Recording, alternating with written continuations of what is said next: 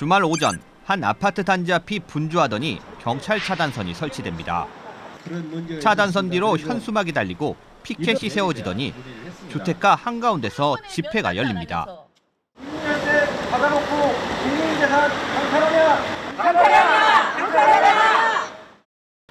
원희룡 국토교통부 장관이 거주하는 아파트 앞에서 토지 강제 수용에 반발하는 집회가 열린 겁니다.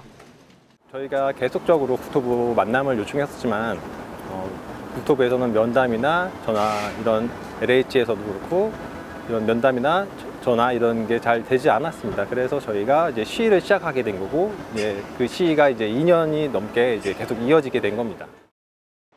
집회가 익숙한 듯 서둘러 지나가는 주민들이 있는가 하면 주변에 있는 경찰에게 따지듯 묻는 모습도 보입니다. 지하철역을 빠져나와 서둘러 발길을 옮기는 직장인 사이로 전단을 나눠주며 서명에 동참해달라는 이들이 보입니다. 전국 특별노동조합 조합원들이 쿠팡의 클렌징 제도에 반발하며 출근길 농성을 벌이고 있습니다. 농성을 바라보는 시선은 제각기 다릅니다.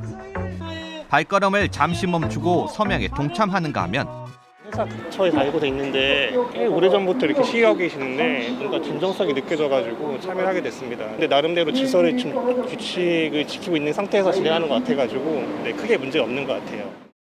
이렇게라도 해야 이 사람들의 목소리가 좀 많이 퍼지지 않을까 해가지고 얼마나 힘드셨으면 이렇게까지 나와서 하셨을까라는 생각에 불편을 호소하는 목소리도 있습니다. 소음 때문에 아이들 활동에 조금 방해가 되기도 하고 이제 건물로 아이들이 들어와야 되는데 등하원할 때 이제 시위하시는 분들 모습을 보게 되거나 그런 소리를 듣게 되거나 하면서 혹시나 이제 아이들 등원시키는 학부모님들이 조금 불안해하고.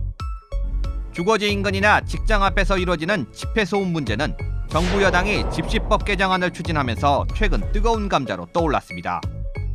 정부는 지난달 민주노총의 1박 2일 노숙 집회 이후 강경 대응 기조를 내놨는데 야간 집회에 대한 제재 규정 개정과 집회 소음 기준 강화, 도심 주요 도로에서의 집회 제한 등을 중점적으로 들여다보고 있습니다.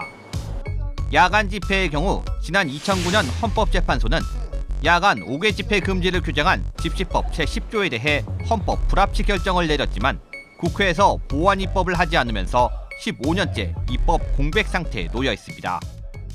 현행 집회 소음에 대한 규제 기준은 10분간 측정한 평균 소음이 주거 지역을 기준으로 65데시벨을 넘거나 1시간 동안 최고 소음 기준인 85데시벨을 3회 이상 넘으면 규제가 가능하도록 규정하고 있습니다.